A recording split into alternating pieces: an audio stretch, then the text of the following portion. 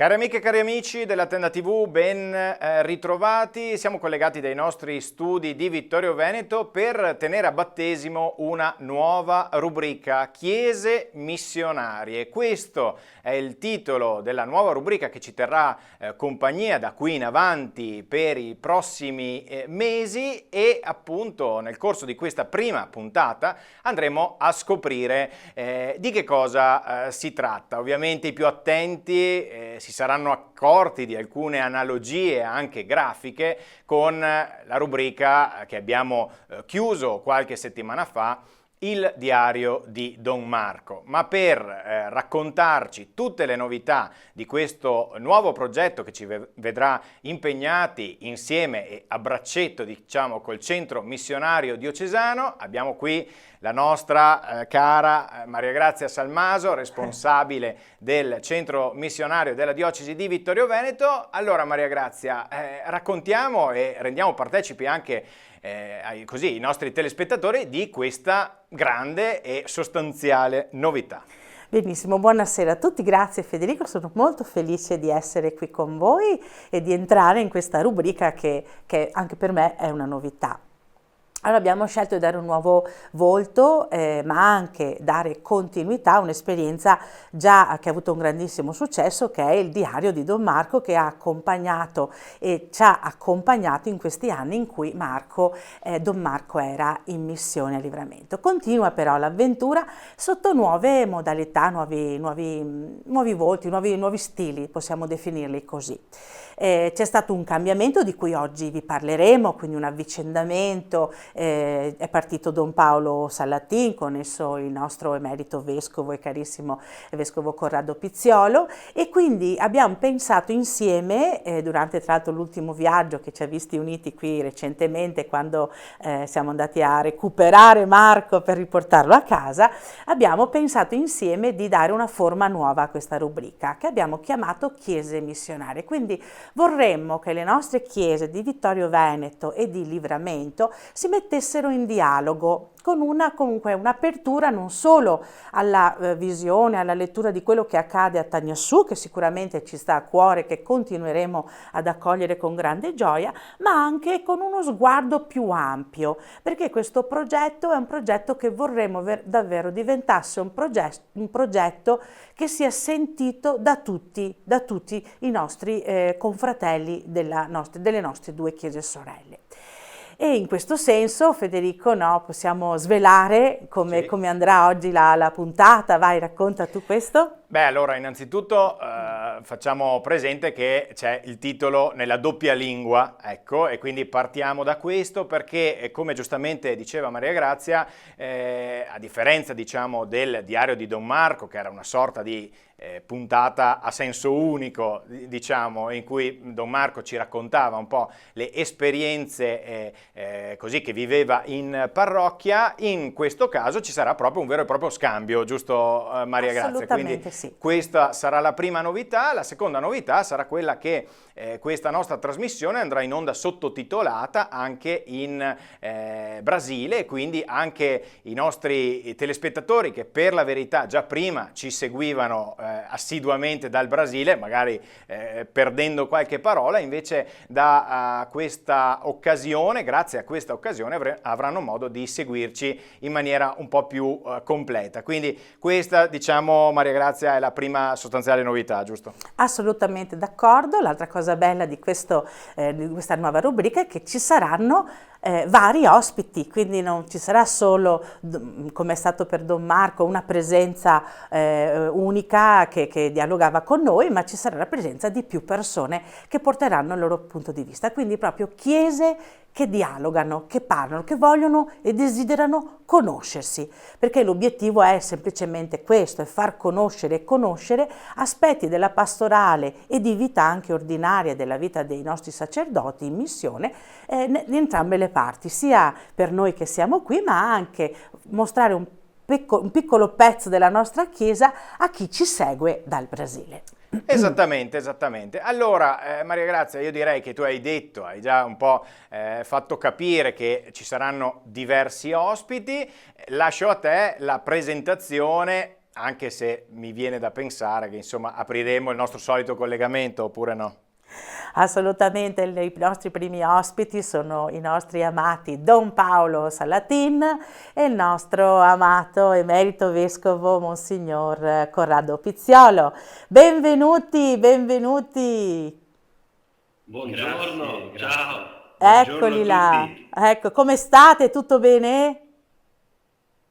Stiamo bene, sì, grazie, stiamo molto bene. Bene, bene. Ben trovati quindi in questa nuova rubrica che, confessiamo, abbiamo pensato insieme a Don Paolo, no, mentre eravamo lì in Brasile, perché era nostro desiderio appunto ampliare e poter accompagnare con una riflessione anche questo cammino.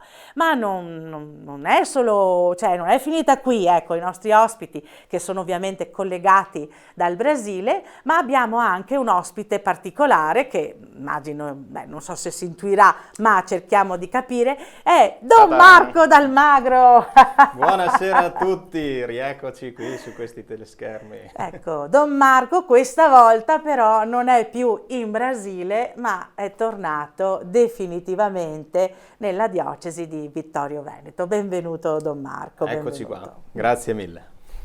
Bene, allora se Federico è d'accordo mi inoltrerei un po'. Abbiamo anche pensato a come sviluppare questa prima puntata e abbiamo scelto come tema di sfondo la parola cambiamento, perché effettivamente è quello che è accaduto in questo tempo. Allora io passerei la parola e chiederei a Sua Eccellenza, Monsignor Corrado, di aggiornarci sugli avvicendamenti che ci sono stati, primo perché lui era il protagonista, quindi lui era qui in diocesi ed è quello che li ha voluti, e insieme chiaramente all'ufficio missionario e agli altri presbiteri coinvolti, e se ci racconta un po' questi avvicendamenti e come anche la diocesi di Livramento ha risposto. Bene, allora di nuovo un saluto a tutti.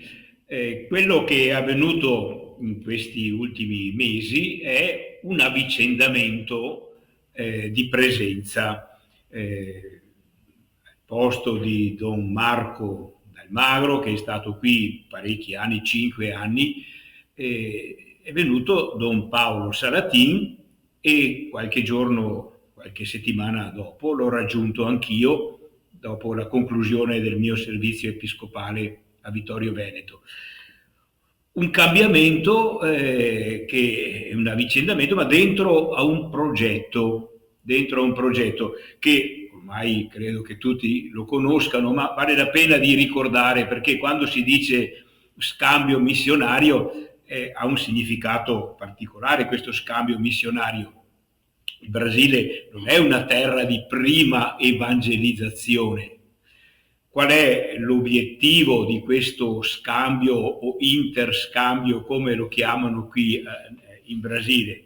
L'obiettivo, come scriverò in un articolo che apparirà sull'Azione fra qualche numero, è quello di uno scambio fra le due diocesi, uno scambio fatto anzitutto di persone, perché questo era l'inizio, il progetto iniziale, di persone, concretamente di preti, ma anche con la possibilità di allargarlo ad altre figure.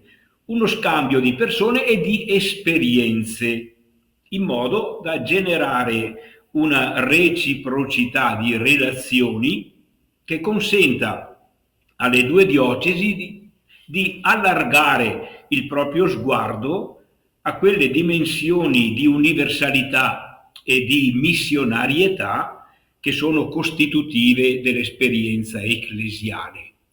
E questo, bisogna dirlo, è avvenuto. Magari potrebbe essere stato anche migliore, come no, ma si doveva pur cominciare, e Don Marco e Federico e Maria Grazia hanno realizzato davvero un collegamento, io direi ottimale, davvero molto molto apprezzabile.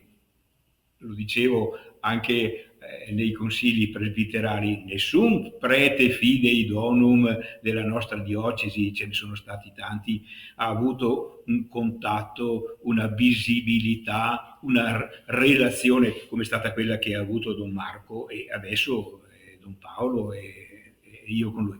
Quindi questo scambio di persone è avvenuto Don Marco e Don Isivaldo e adesso Don Paolo e io, ma anche di esperienze, sia attraverso questi mezzi che una volta non c'erano e quindi benvenuti e che consentono questo contatto. Molte persone hanno seguito l'esperienza di Don Marco, su questo lo sappiamo bene, ma c'è stato anche uno scambio non solo di esperienze, di racconti, ma anche di persone. Delle persone di Vittorio Veneto, accompagnate da Maria Grazia, sono venute qui, delle persone di Taniassù sono venute in Italia, come ben ricordate, ed è stata un'esperienza molto bella, molto preziosa, che siamo nell'idea di continuare. Ecco, aggiungerei anche un'altra cosa che è avvenuta in questi ultimi tempi, perché le cose si imparano anche facendole. Non era chiaro tutto fin dall'inizio come si dovesse fare, con quali attenzioni, sono venute avanti un po' alla volta. In occasione di questo avvicendamento c'è stato anche un contatto sia in Italia, quando è venuto in diocesi di Vittorio Veneto il vescovo Vicenci, sia qui quando è venuta Maria Grazia in occasione della partenza di Don Marco, un incontro fatto in maniera prolungata e mi pare seria, proprio per capire come proseguire questo scambio fra le due diocesi, perché avevamo notato che c'erano alcuni risultati raggiunti, ma c'erano anche altre dimensioni o altri aspetti da mettere in atto, da sottolineare, e abbiamo cercato di focalizzarli e di porre le basi perché questo scambio di esperienze, di comunicazioni, di relazioni potesse essere reciproco. Era un aspetto che magari doveva essere maturato. Ecco, credo quindi che questo avvicendamento porti indubbiamente un beneficio anche a questa esperienza che la nostra diocesi con quella di Livramento ha cominciato 5 anni fa. E finora la mia impressione è che sia andata bene. Stiamo cercando di continuarlo e di continuarlo nel modo migliore possibile. Ecco, io direi il significato di questo cambiamento è proprio quello di una continuità, ma anche nell'ulteriore progresso, nell'ulteriore cammino, nell'ulteriore miglioramento delle relazioni.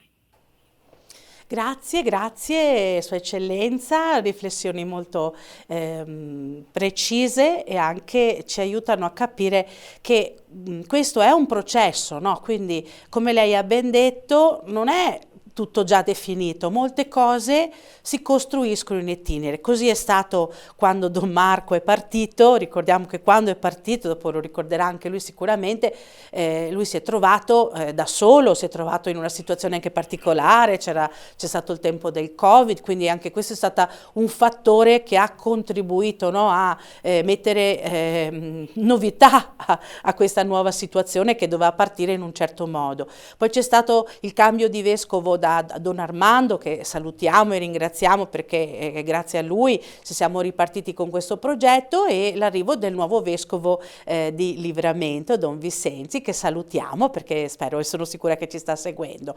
Ma non è finita qui. Lei è partito, è andato ad accompagnare, sta accompagnando Don Paolo. Tra l'altro ancora oggi tantissime persone mi dicono e continuano a esprimere questa gioia, questa sorpresa, ma che questo bel segno che lei ha offerto a tanti noi, questa sua scelta di partire così, di andare, ha colpito moltissime persone. E adesso da poco tempo, pochi giorni, abbiamo il nuovo vescovo Riccardo Battocchio, che piano piano dovrà anche lui entrare in questa dinamica, e quindi veramente un processo ricco di modifiche, di cambiamenti. Però c'è un filo rosso che in questi anni, in questo tempo come dire, siamo riusciti a portare avanti, ed è su questo che noi vorremmo anche mettere attenzione. Il nostro filo rosso possiamo un po' definirlo, vero Federico, Tagnassù, perché Tagnassù è il luogo dove noi siamo, e quindi io vorrei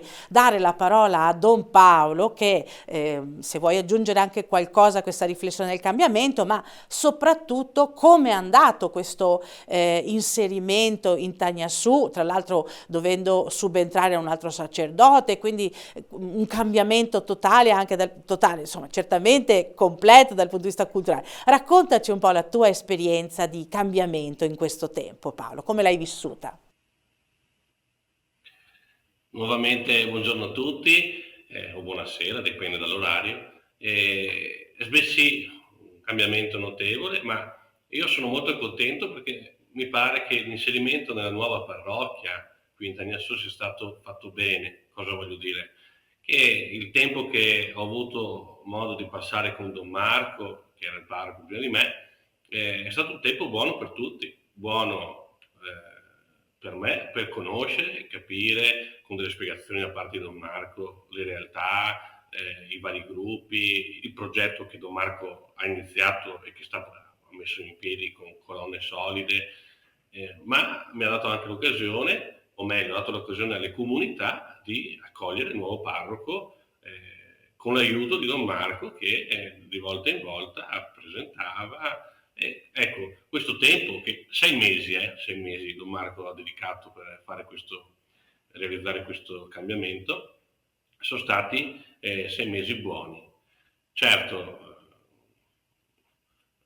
io per fortuna dico che lui è stato qua perché venendo da un'altra realtà dove la vita pastorale è diversa, dove anche il modo di vivere la fede è diverso, dove la cultura è diversa, avere una persona che conosce la nostra cultura, che con semplicità e chiarezza mi ha offerto informazioni, indicazioni, mi ha anche aiutato a inserirmi, è stato un dono, ecco, di Dio molto grande, perché cambiare talvolta non vuol dire che arriva uno nuovo e tutto ricomincia da capo, è inserirsi dentro al cammino che questa Chiesa già sta facendo.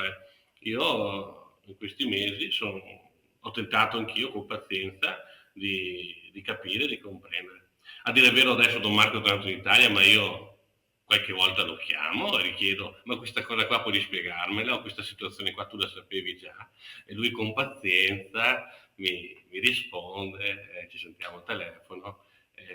Insomma, è un cambiamento che si sta attuando, diciamo che è avvenuto perché c'è una responsabilità che mi è stata affidata, però non è che vado avanti da solo con le mie idee, ci sono del vescovo qua che siamo sempre in dialogo, in consiglio, Don Marco quando c'è bisogno lo chiamo.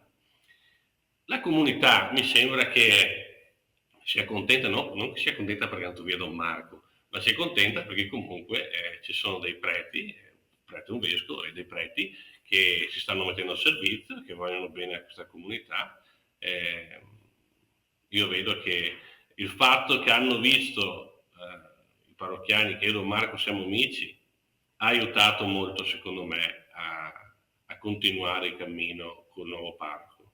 Credo che questo valore dell'amicizia che nasce nel nostro caso perché siamo preti della nostra diocesi, tanti anni che ci conosciamo, ha aiutato molto la gente ad accogliere con velocità, no? Direi con velocità, no, vescovo, con velocità questo cambiamento. Certo, il cambiamento adesso che Don Marco è andato via e che c'è la responsabilità è mia,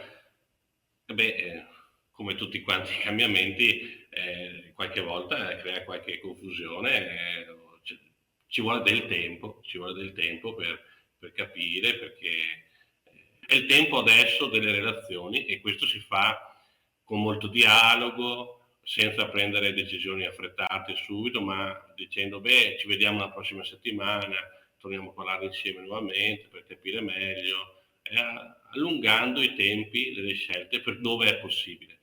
Quando non è possibile, ci si affida a Dio, si fa una scelta e dopo, casomai, se serve, si cambia nuovamente senza problemi. Però mi pare che i passi che stiamo facendo, per esempio anch'io quando faccio i consigli, in questo mese di maggio io e il Vescovo abbiamo celebrato le messe nelle comunità e abbiamo tutti i consiglieri e i membri del Consiglio delle comunità per noi presentarci e anche per conoscere chi ha in questo momento la responsabilità delle comunità, e facendo un discorso insieme loro hanno raccontato com'è la vita della comunità, io ho dato delle indicazioni, poi insieme abbiamo visto quali sono i passi che possiamo continuare a fare nel cammino già aperto. Anche questo momento, diciamo, di visita nelle comunità e di conoscenza dei consiglieri, io penso che sia stata una buona scelta per vivere bene questo cambiamento dal parroco che era Don Marco al nuovo parroco. È vero che anche la gente ha apprezzato, anche per dare un nome chiaro, anche per vedere chi siamo. Mi pare bene, insomma. Adesso si avvicina la festa della patrona, che è un grande evento, che sarà sicuramente un'occasione per vivere la parrocchia tutti insieme, anche con la presenza del Vescovo Vissenci, quindi sarà un'occasione per vedere se la comunità, il fatto che dobbiamo fare una cosa tutti insieme, sarà manifestazione se la comunità sta andando avanti bene dopo il cambiamento avvenuto.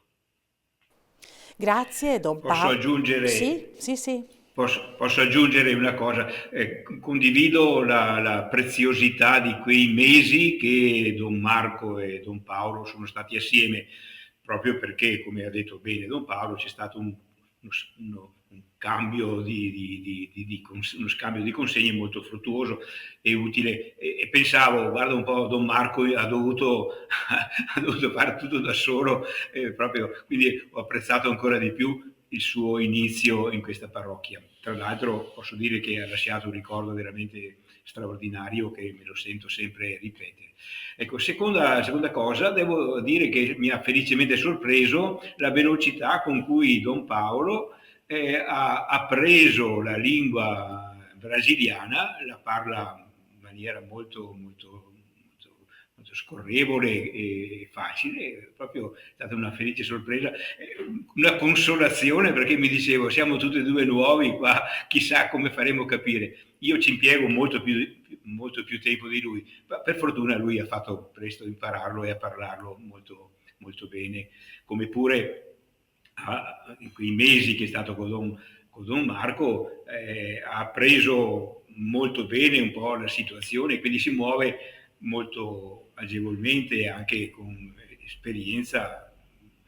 Lui ha una personalità, anche un'intelligenza molto, molto pratica e operativa, che coglie immediatamente le situazioni e sa anche risolvere, quindi per me è una grande consolazione dire beh, meno male che Don Paolo fa il parroco e lo fa bene e io lo accompagno. Ecco, una cosa, finora viviamo molto bene, ecco, e possiamo dire davvero di fare una bella esperienza di vita presbiterale, ma è anche un segno per le persone che ci vedono insieme e vedono che conviviamo in maniera fraterna. Credo che sia un bel segno questo qua, che sicuramente viene apprezzato e può essere anche una testimonianza.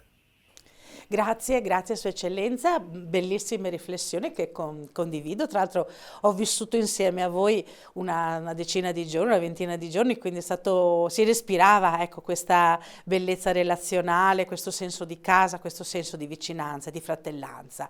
Io lascerei la parola invece al nostro caro Don Marco, che credo che tantissimi vorranno sapere come è andato il rientro, come è stato il distacco, come è andato il saluto finale, quanta gente è venuta a toccarti, ad abbracciarti. Uso questi termini perché i brasiliani sono molto calorosi, anche molto fisici, e soprattutto come stai vivendo questo passaggio da un'esperienza, insomma, ricordiamola, di 5 anni in terra di missione in Brasile, per tornare poi nella tua amata Sant'Antonio Tortalo, comunque diocesi di Vittorio Veneto. Vai Don Marco, raccontaci. Beh, come è stata la partenza, penso che qualcuno l'abbia anche visto, è stata proprio una festa, ecco, una festa non perché andavo via, come ha detto Don Paolo, forse per qualcuno sì, ma sorvoliamo, però di fatto è stato un momento molto bello, ringrazio anche Don Paolo che ha organizzato tutto quel momento, diventando un po' matto a mettere insieme tutte le cose. Però sì, l'affetto che la parrocchia ha dimostrato è stato molto molto grande e è stata sicuramente una cosa bella. Adesso c'è il cambiamento di dover rientrare. Qualcuno forse potrebbe pensare che non è un gran cambiamento, è solo un ritorno, ma di fatto mi sto rendendo conto che è proprio un cambiamento perché avendo vissuto 5 anni fuori da questa realtà italiana e in una realtà così diversa anche per molti aspetti che è la realtà brasiliana, la realtà di Itagnaçu, che ho fatto di tutto proprio per buttarmici dentro il più possibile, ecco, ritornando mi sono reso conto, insomma, che anzitutto la realtà qui è un po' cambiata, quindi non è più quella che avevo lasciato quasi 6 anni fa. E dopo, in ogni caso, cambiano molte cose. La prima cosa sicuramente è il fisico che deve riabituarsi. Il giorno dopo che sono tornato già faceva freddo, cosa che non ero più abituato a sentire da diverso tempo, quindi mi sono beccato subito un bel raffreddore. Vabbè, niente di grave, però anche il fisico ha bisogno di riprendere un po' i ritmi italiani e riabituarsi un pochettino. Anche il cibo, che comunque al quale non ho fatto fatica a riabituarmi, a dire la verità, e qui tra le cene e i pranzi fatti per salutare e quelli per salutare quando sono ritornato sto mettendo su chili, però vabbè. E dopo anche la realtà pastorale, nella quale ancora non sono inserito a pieno ritmo, per fortuna per il momento, così mi sto riabituando un pochettino, però di fatto bisogna riprendere un po' mano con tante cose con le quali ho perso un po' l'abitudine, diciamo, perché erano fatte in maniera differente in Brasile. Per cui il rientro bello, sicuramente, tornare a casa è sempre una cosa bella. Guardando le fotografie che passavano in questi momenti mi è venuta anche un po' di nostalgia. Sono stato quell'incontro che si è visto, quella processione, penso fosse l'incontro giubilare che avevamo organizzato ancora tempo fa assieme con i preti della Forania, per cui è stato proprio una cosa bella vedere così che le cose stanno continuando e Don Paolo sempre mi tiene aggiornato, lo ringrazio. E dall'altra parte dovrò rigiocarmi qui. Come sarà non ve lo so dire ancora, però sicuramente è un cambiamento, questo sì, è un cambiamento di nuovo. Grazie Don Marco, beh, sicuramente è un grande passaggio, no? Ne parlavamo anche durante il viaggio di rientro, no? 5 anni ti cambiano, no? Ti cambiano tantissimo anche nello stile relazionale, no? Vogliamo fare un accenno a questo stile relazionale, un confronto tra quello brasiliano e quello italiano, perché magari non tutti riescono a cogliere questi aspetti. Vai. Beh, sì. Sicuramente lo stile relazionale è ben differente. Chi conosce qualche brasiliano o ha avuto modo di vedere qualche momento che abbiamo mostrato sa che i brasiliani sono molto calorosi, molto accoglienti, molto anche estroversi e queste sono tutte cose belle. Io devo dire la verità, io sono un po' montanaro, origini alle quali ci tengo e delle quali sono fiero, però lo stare in mezzo a una realtà così aperta, così anche bella nel senso dell'accoglienza, ha trasformato un po' anche me, sì, questo devo ammetterlo, e è una cosa sicuramente bella. Della quale i brasiliani possono andare fieri, ecco, sono riusciti a trasformare un montanaro, è un'opera quasi impossibile, però è stato bello così. Maria Grazia, mi inserisco al volo proprio in riferimento a quanto stavi dicendo, perché vorrei sottolineare che noi, anche questa è stata una novità, ci ricolleghiamo anche a quello che diceva il Vescovo all'inizio della puntata. Noi abbiamo trasmesso sia la messa di saluto per Don Marco, sia in diretta la messa di ingresso di Don Paolo Salatin. E devo dire che c'è stato veramente un grande seguito, un grande entusiasmo anche da qui, e ci arrivava proprio questa forza, questa potenza delle immagini, nell'entusiasmo che invece stavano vivendo i fedeli di Tagnassù. Proprio per dire che, Maria Grazia, correggermi se sbaglio, si è creato proprio un ponte vero e proprio, no? Tra la nostra diocesi e la diocesi di Livramento, che forse 5 anni fa, quando abbiamo cominciato col diario, magari non era minimamente pensabile, no, Maria Grazia? Sono pienamente d'accordo, perché effettivamente questa è un'esperienza che è nata come piccola, come bambina, e che abbiamo cresciuto man mano, per cui probabilmente adesso siamo anche più consapevoli e più capaci di comunicare. Abbiamo colto tanti aspetti, io non smetterò mai di ringraziare Marco, perché aprire, eccolo, come dire, essere il precursore di un'esperienza è più faticoso, ecco, è più faticoso perché Marco non ha avuto la fortuna di avere un accompagnamento lungo. Sì, c'è stata una breve presenza di Don Egidio nel primo periodo, però effettivamente no,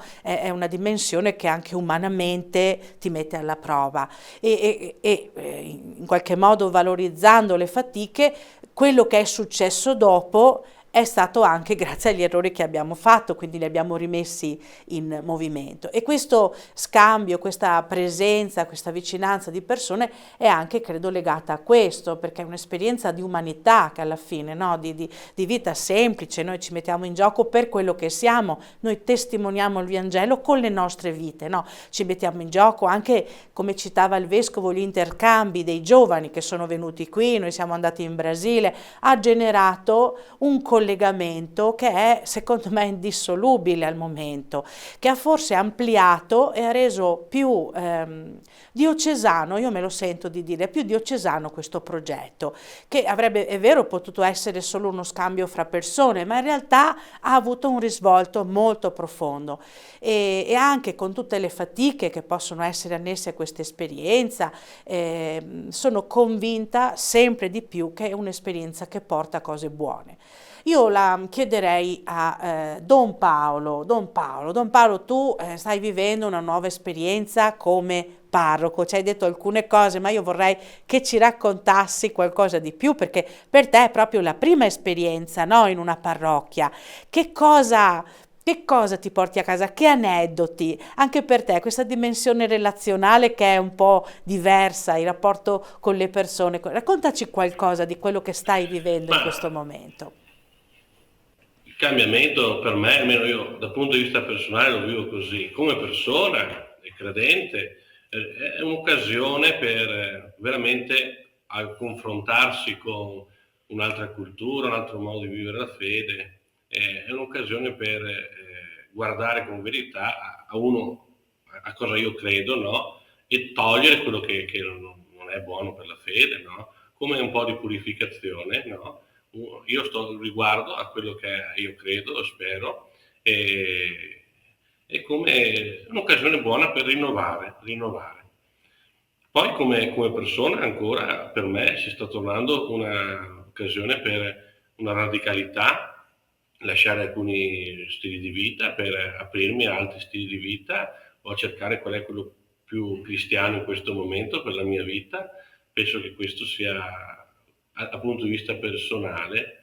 Poi il cambiamento come parroco, io ho sempre fatto cappellano fino adesso, diventando parroco è un cambiamento, sento che è un cambiamento di riconoscimento, di responsabilità verso gli altri, e quindi rispetto alla capacità che un parroco deve avere di garantire più che può la comunione, non tanto la verità ma la comunione, e con la comunione poi anche la verità, la giustizia, la pace.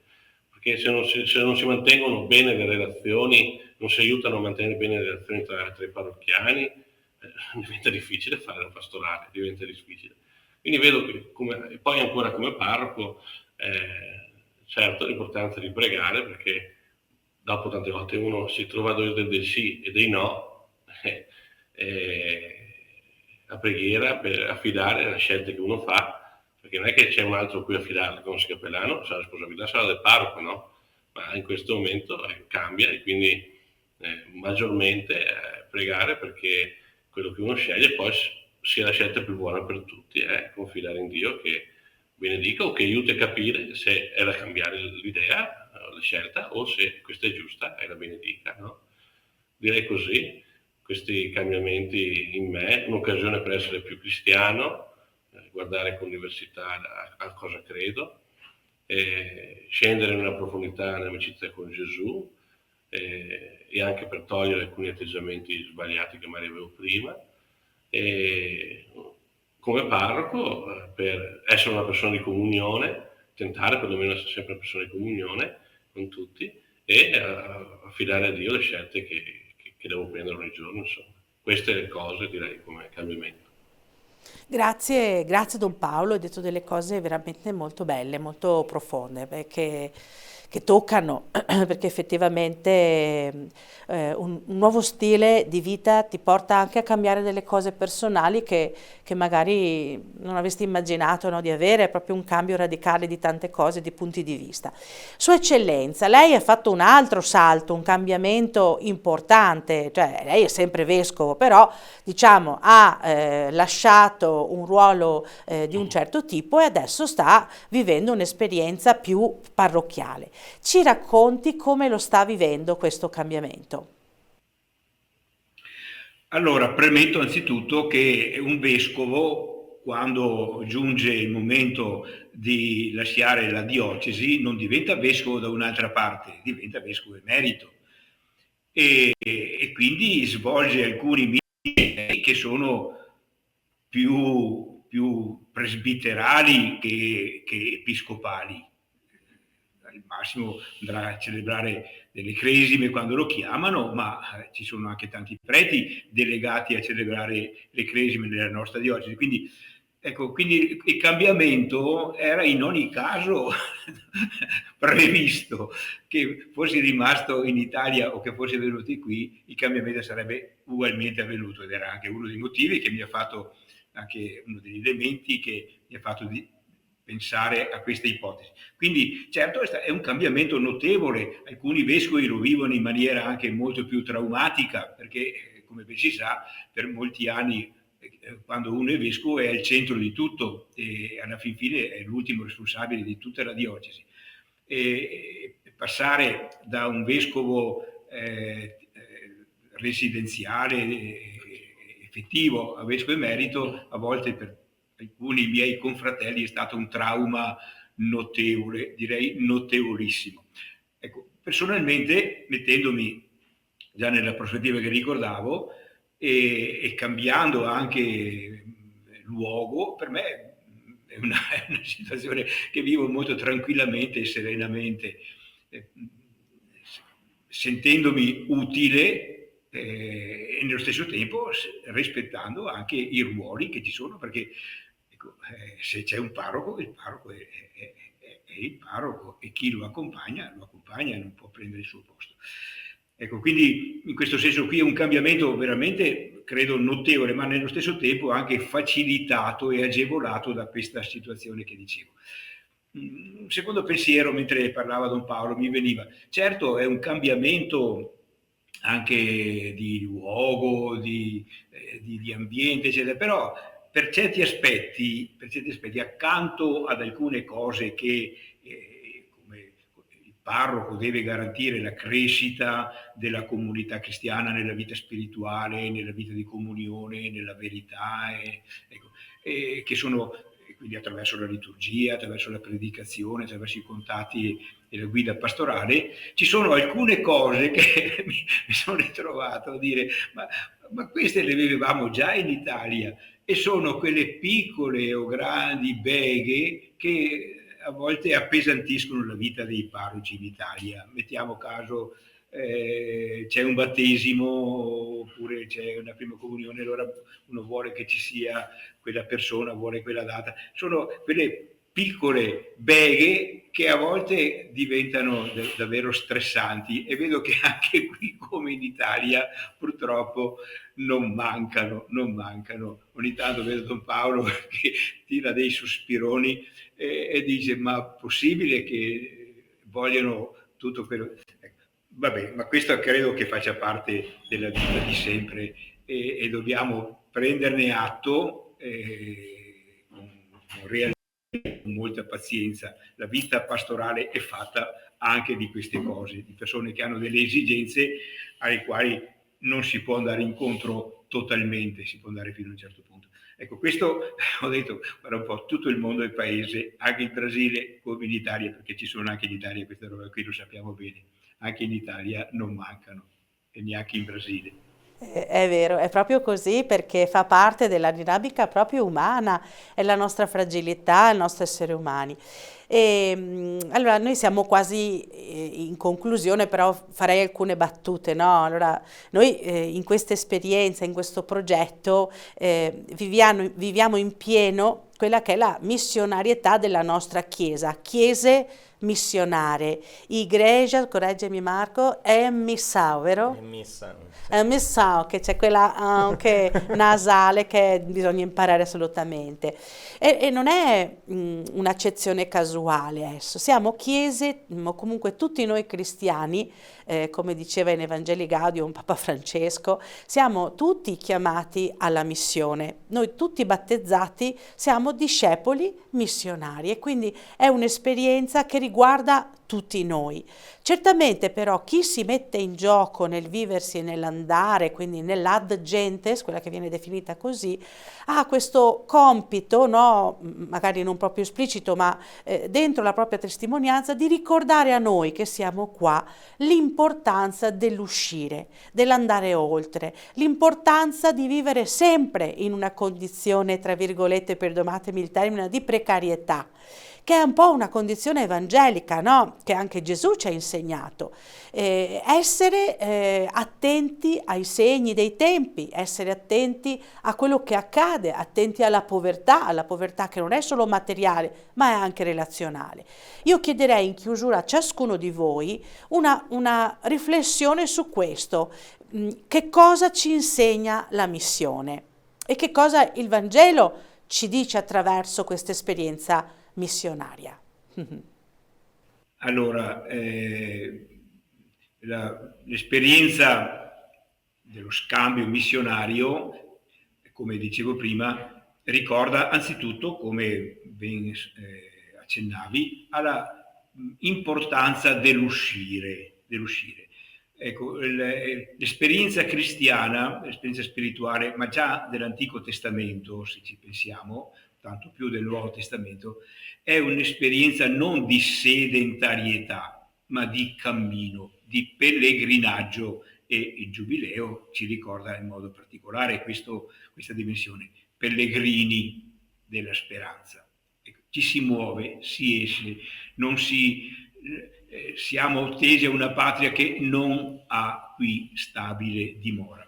Proprio per questo io credo che già questa dimensione, che caratterizza fondamentalmente l'esperienza dello scambio di cui stiamo parlando, perché non siamo, come accennavo prima, in una terra di nuova evangelizzazione, ma di scambio missionario, di scambio di servizio ministeriale e di evangelizzazione, ci ricorda proprio questo, la universalità della Chiesa, che non è solo Vittorio Veneto, ecco, ma è il mondo intero. Andate in tutto il mondo e predicate il Vangelo, l'universalità e la necessità di uscire, di muoversi verso altre situazioni che consentono di vivere e di testimoniare la propria fede non solo a una cerchia ristretta di persone, ma a tutte le persone che possono essere incontrate. Ecco, io credo che queste due dimensioni vadano proprio valorizzate pienamente anche nel vedere e nel vivere questa esperienza che stiamo conducendo. Grazie, Sua Eccellenza. Don Paolo? In questi giorni, celebrando qualche matrimonio e anche la liturgia, è apparso più volte il Vangelo della luce e del sale, no? Io credo che il cambiamento che nasce dalla missione, perché quando qualcuno è chiamato a fare qualcosa, Dio lo chiama a fare qualcosa, o qualcosa chiama a dover decidersi, è sempre cambiamento. La missione, questo cambiamento ci aiuta a ricordarci che siamo sale e luce, e quindi come a recuperare la nostra identità. Ogni cambiamento che nasce da una missione, da una chiamata, credo che aiuti a recuperare questo sapore che dobbiamo mantenere vivo, se no va gettato e calpestato dagli altri, questa luce che non è fatta per essere nascosta, ma essere chiara per tutti quanti. Credo che questo sia, la missione genera questo, e non solo come questa che noi stiamo vivendo in questo momento, ma ogni giorno Dio ci chiama a qualcosa, e ogni giorno questa chiamata ci chiede di cambiare per rimanere fedeli alla nostra identità di essere sale e luce, non perché siamo i migliori, ma perché mediante il battesimo Dio, Gesù, ci ha resi così mediante il suo Spirito. Ma credo che sia così. Certo, il sale è una cosa piccola, non è il fine, la luce non è il fine per illuminare, siamo uno strumento, no? Che serve per la vita buona di tutti, e vivendo bene noi, la felicità per noi e anche per gli altri. Credo così. Grazie Don Paolo, battuta a Don Marco, il passaggio a Don Marco, dici. Io mi metto in continuità con quello che ha detto Don Paolo. Il titolo di questa puntata, il cambiamento, forse è quello che mi ha insegnato la missione, nel senso che ci sono dei cambiamenti che facciamo noi, ci sono dei cambiamenti che ci sono imposti, ma in ogni caso se non ci rimaniamo dentro non riusciamo a fare quello che è il nostro specifico, che è annunciare il Vangelo e portare la gioia del Vangelo agli altri. Quindi se mi chiedi una cosa della missione, sicuramente è la disponibilità al cambiamento. Mi veniva questa riflessione in questi giorni perché parlando con tanti preti, ma anche con tanti laici, andando in giro di qua e di là dove mi chiamano in questi giorni, sento molto questa necessità di cambiare qualcosa, anche se nessuno sa cosa dobbiamo fare, però per riuscire a fare quello che dovremmo fare, cioè vivere la fede, annunciarla e mostrare quanto è bella, tutti sentiamo che c'è questa necessità di cambiare qualcosa. Ecco, bisogna avere anche la disponibilità, e l'essere missionari e avere anche questa disponibilità a cambiare e a seguire il cambiamento indirizzandolo alla parte giusta, insomma. Ecco, io direi così. Ecco, siamo quasi in chiusura, allora qualche istante, intanto il cambiamento è anche che in questi ultimi anni Maria Grazia è diventata una conduttrice, non so se vi siete accorti, e quindi io, come sostenevo qualche settimana fa, questa rubrica secondo me dalla prossima volta la condurrà lei, perché ovviamente con tutte le puntate del tè dei missionari, no, è un complimento. Grazie Federico. No, detto questo, vorrei chiedere ai nostri amici in Brasile di fare un saluto al nuovo vescovo Riccardo. Immagino che da lì voi abbiate seguito, insomma, le varie celebrazioni, e quindi un saluto da parte vostra e magari un invito anche, perché potrebbe essere che nelle prossime puntate di questa rubrica, Maria Grazia, correggimi se sbaglio, anche il Vescovo Riccardo, auspichiamo che possa essere qui ospite in studio, quindi dal Brasile un messaggio così per il Vescovo Riccardo.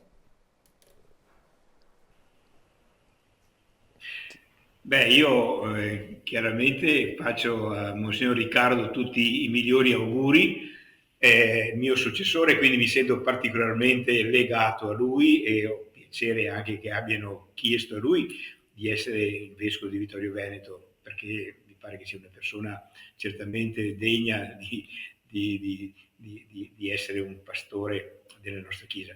Un grande augurio, e certamente nella misura del possibile noi lo attendiamo qui. Credo che sarebbe bello che potesse venire qualche giorno a condividere con noi la nostra esperienza.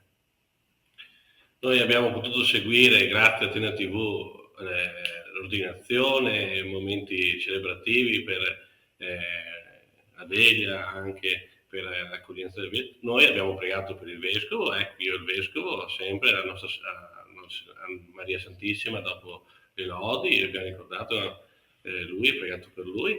E un saluto al vescovo nuovo, che io ancora non conosco personalmente, ma ho sentito per telefono e mi ha fatto molto piacere. Che sia un buon ministero, questo nuovo che assume di vescovo, e che ci aiuti a camminare anche noi nella nostra missione, a capire dove dobbiamo andare. Già stiamo andando, unito col vescovo di Livramento, il vescovo Vincenzi. Ecco, grazie. Una tradizione che appunto ci portiamo dal diario di Don Marco è l'ultimo messaggio, l'ultimo saluto da fare però rigorosamente in portoghese, brasiliano, insomma. E quindi io do prima la linea, dopo vediamo se Don Marco si è già... Spera un momento. Maria Grazia, abbiamo da ricordare anche sull'azione. Vogliamo prima magari... Ok, ecco, gli facciamo appuntamenti, così, prima vai. dei saluti finali, grazie Don Paolo, sì. Allora, abbiamo alcune cose da segnalare. Innanzitutto, intanto ringraziamo Federico per questa puntata, ci troverete, cioè la rubrica continuerà e sarà presente e vi accompagnerà ogni 3 mesi più o meno. Il prossimo appuntamento sarà a settembre e ogni puntata avrà una tematica particolare che vi verrà poi svelata man mano.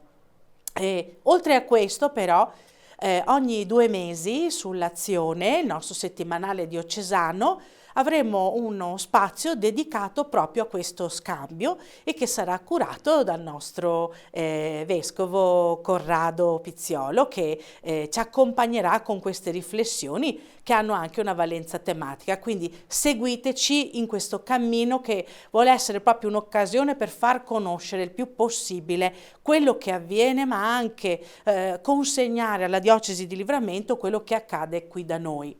Un altro appuntamento che segnalo importante è questo prossimo sabato 28 giugno celebreremo una Santa Messa di ringraziamento per questo scambio, per questo cambiamento, possiamo dire, questa sera, tra l'altro presieduta dal nostro nuovo vescovo Riccardo. E sarà a Piavon alle 18:30 ed è anche un modo per ringraziare per il servizio reso da Don Marco, che sarà ovviamente presente, che farà, non lo sa ancora ma adesso glielo dico, una piccola testimonianza.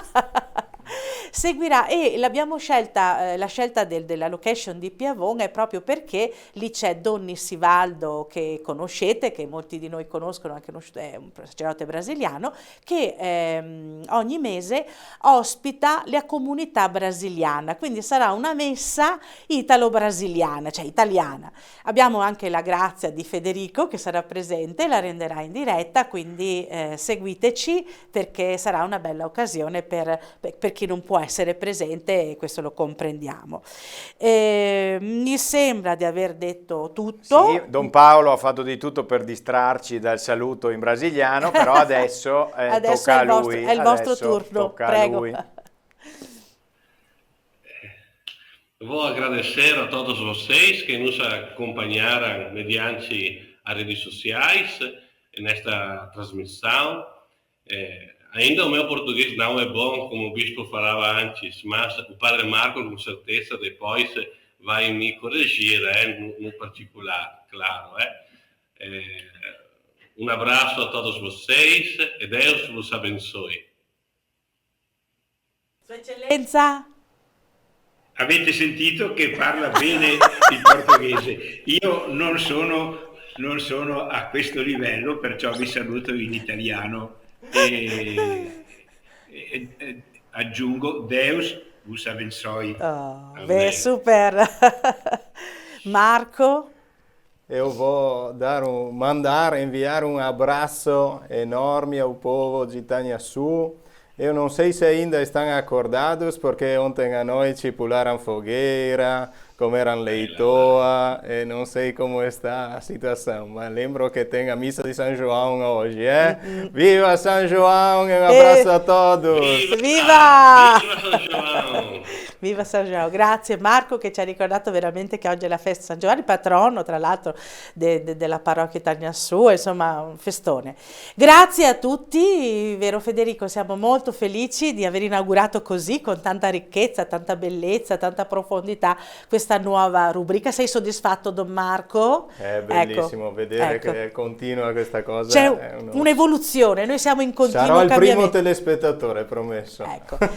Grazie a Don Paolo veramente di cuore per tutto quello che stai facendo, per il tuo servizio, per il tuo impegno, perché continui a mantenere anche con me un continuo rapporto. Poi noi le prossime volte racconteremo gli sviluppi, i nuovi progetti che sono in cantiere quando abbiamo la possibilità.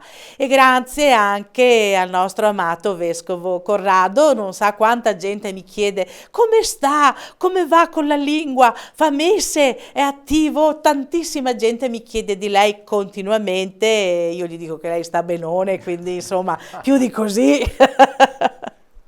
Ecco, bene. Bene, allora se abbiamo finito tutti i saluti in tutte le lingue, grazie ovviamente a Maria Grazia Salmaso che appunto prenderà in mano le redini di questa trasmissione a brevissimo. Grazie ovviamente a Don Paolo Salatin e al Vescovo Emerito Monsignor Corrado Pizziolo in collegamento dal Brasile. Grazie a Don Marco Dalmagro che era qui in studio con noi. Si conclude questa prima puntata di Chiese Missionarie, questa nuova trasmissione che segna una continuazione ideale con quello che è stato il diario di Don Marco. Grazie a tutti voi per averci seguito, aiutateci a condividere questa puntata, questa trasmissione sui vostri canali social. Grazie a tutti voi ancora per averci seguito, appuntamento alla prossima.